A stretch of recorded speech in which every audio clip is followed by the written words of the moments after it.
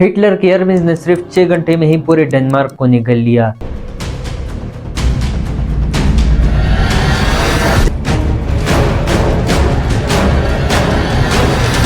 पिछले 50 सालों में अमेरिका ने मिडिल ईस्ट में जितनी भी जंगें लड़ी वो सब तेल के लिए है।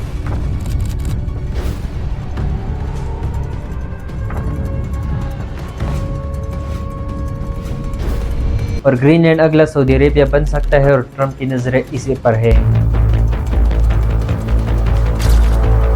फ्यूचर में ग्रीनलैंड हमेशा ग्रेट पावर्स की नजर में रहेगा और इसकी 3 रीजंस हैं।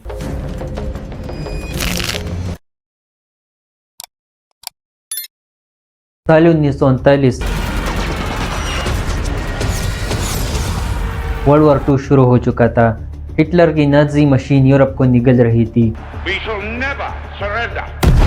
पोलैंड गिर चुका था और फ्रांस लरज रहा था।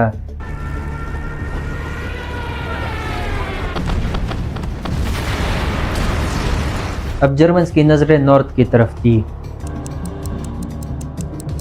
9 जून 1940 जर्मन फोर्सेस डेनमार्क में घुसती है। डेनमार्क की फौज छोटी और कमज़ोर थी, इसलिए डेनमार्क की सरकार बहादुरी और बेवकूफ़ी में फ़र्क करते हुए सरेंडर कर देती है, क्योंकि उन्हें पता था कि वो जर्मन्स का मुकाबला नहीं कर पाएंगे और जंग सिर्फ बर्बादी लाएगी। और सिर्फ 6 घंटों में ही डेनमार्क फतह हो जाता है। मगर असल मोड़ था ग्रीनलैंड, जो डेनमार्क के अंडर था। अगर ग्रीनलैंड नाजियों के हाथ में चला जाता तो पूरा नॉर्थ अटलांटिक ओशन भी नाजियों का हो जाता, और ये एलाइड फोर्सेस हरगिज़ नहीं चाहती थी। इसलिए 1941 में अमेरिका ने यहाँ फौजी अड्डे कायम किए।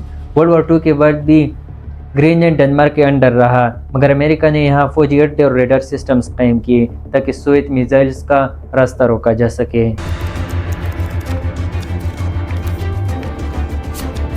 मगर आज डोनाल्ड ट्रंप पूरा ग्रीनलैंड चाहता है।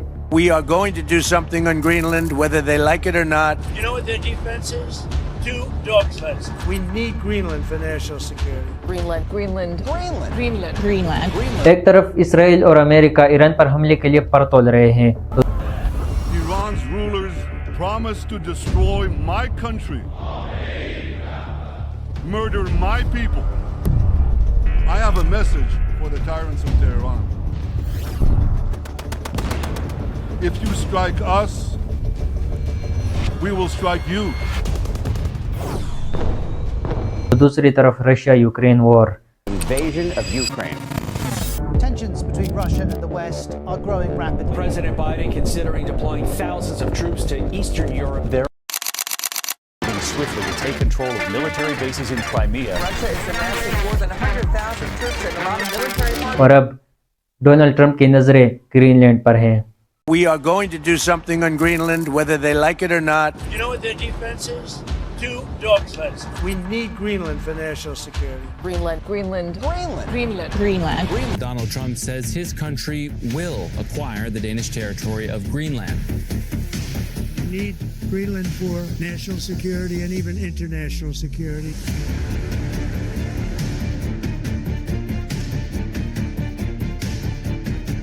Tensions between Denmark and the US continue to deepen. अगर पहले ग्रीनलैंड के बारे में कुछ फन फैक्ट्स जान लेते हैं।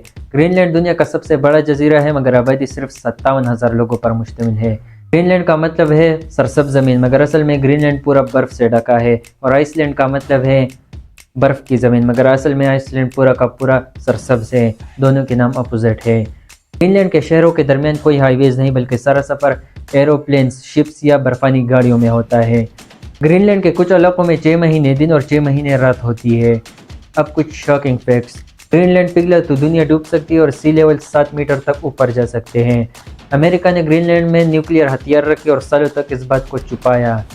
अमेरिका ने ग्रीनलैंड को खरीदने की कोशिश की, एक 1946 और दूसरा 2019 में, मगर डेनमार्क ने हर बार डिनाई कर दिया।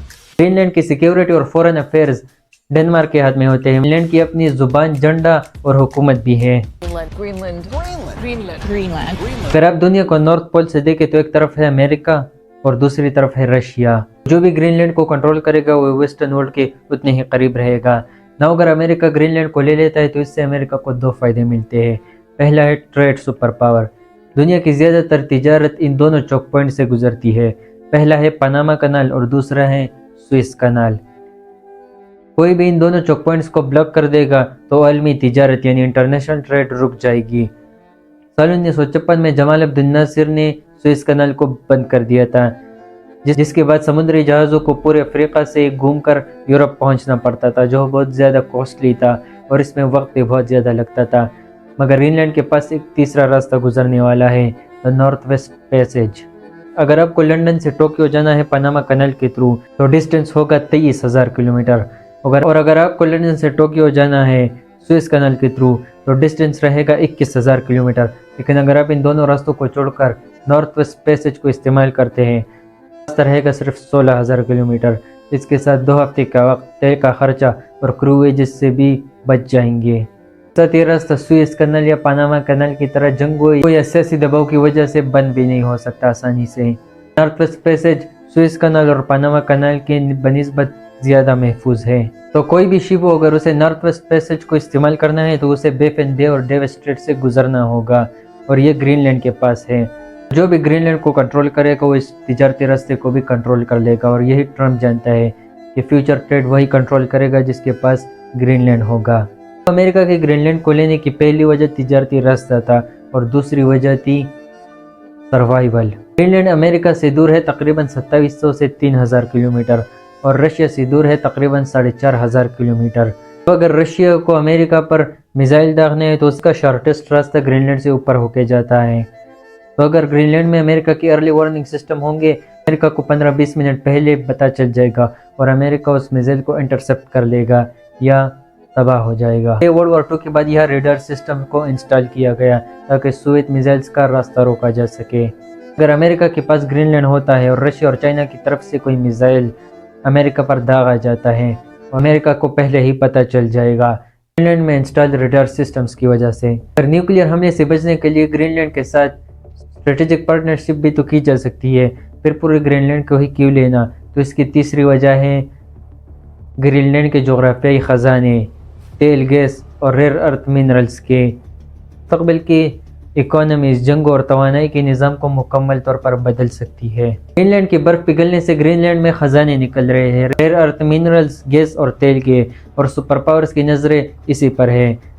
گرین لینڈ برف کا صحرا نہیں بلکہ مستقبل کی جنگوں کا نقشہ ہے۔ اگر آپ پچھلے 50 سالہ US انٹرونشن کو دیکھیں مڈل ایسٹ میں تو اس کی ایک ہی وجہ تھی، تیل۔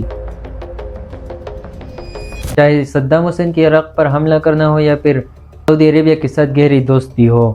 رپورٹ کے اکارڈنگ آرکٹک کے پاس دنیا کا 13% انڈسکورڈ آئل اور 30% انڈسکورڈ گیس ہے، اور اس کے ساتھ منرلز کے بھنڈار۔ یہی وہ خصوصی عناصر ہے جن کے بغیر آج کی ماڈرن ٹیکنالوجی نہیں چل سکتی، چاہے وہ الیکٹرو وہیکلز ہو، موبائلز ہو، لیپ ٹاپس ہو یا پھر ویپنز انڈسٹری۔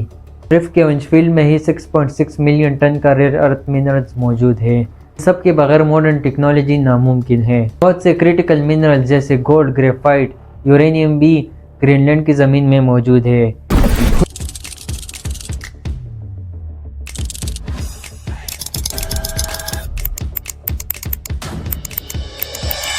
ملا کر $4.4 ٹریلین کے منرلز گرین لینڈ کی زمین میں دفن ہیں، مگر آخرکار گرین لینڈ خود کیوں اتنا امیر کیوں نہیں ہے؟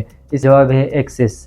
ساری دولت برف کے نیچے دفن تھی اور ان تک پہنچنا مشکل تھا، اور اس کا فروزن واٹر کشتیاں نہیں چل سکتی تھی، لیکن اب گلوبل وارمنگ کی وجہ سے برف پگھل رہی ہے۔ آرکٹک ریجن باقی دنیا کے مقابلے 4 ٹائم زیادہ تیزی سے پگھل رہا ہے، اور اب پوری دنیا کی نظریں اسی ریئر ارتھ منرلز پر ہے تاکہ انہیں نکال سکے۔ Ships of north west passage سے گزر پائیں گی، جو کنال اور پاناما کنال سے زیادہ اچھا اور محفوظ ہے۔ Greenland north west passage اور ریئر ارتھ منرلز کی وجہ سے دنیا کے لیے بہت اہمیت رکھتا ہے، اور سپر پاورز کی نظریں اسی پر ہے۔ ایک طرف امریکہ نے پریزیڈنٹ مدورو کو اٹھا لیا تو دوسری طرف ایران اسرائیل وار۔ اب ٹرمپ کی نظریں گرین لینڈ پر ہے۔ ایک بات تو صاف ہے کہ گرین لینڈ کی زمین میں جو خزانہ دفن ہے ریئر ارتھ منرلز کا، وہ مستقبل کی معیشت کا نقشہ بدل سکتا ہے۔ امید ہے یہ ویڈیو آپ کو پسند آ گئی ہوگی۔ شکریہ۔